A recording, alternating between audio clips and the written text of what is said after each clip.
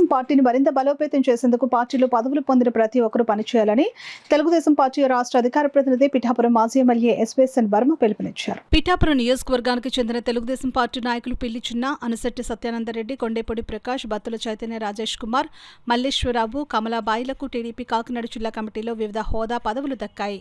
ఈ సందర్భంగా టీడీపీ జిల్లా అధ్యక్షులు జ్యోతుల నవీన్ సమక్షంలో ప్రమాణ స్వీకారం చేసేందుకు మాజీ ఎమ్మెల్యే వర్మ ఆధ్వర్యంలో పిఠాపురం టీడీపీ కార్యాలయం నుండి తెలుగుదేశం పార్టీ నాయకులు, కార్యకర్తలు, అభిమానులు వేలాదిగా కాకినాడకు తరలి వెళ్లారు. తెలుగుదేశం పార్టీ ప్రమాణ స్వీకారం సందర్భంగా పిఠాపురం నుంచి అనిశెట్టి సత్యానందరెడ్డి, కొండపూడి ప్రకాష్, పిల్లి చిన్న, కమలాబాయి గారు, మల్లేశ్వరరావు, మళ్ళీ ఎక్స్ జడ్పీటీసీ రాజేష్ గారు, వీరందరూ జిల్లా బాడీల ప్రమాణ స్వీకారానికి భారీ ఎత్తున 1000 మందితో పిఠాపురం నుంచి ర్యాలీ వెళ్తూ ఉన్నాం.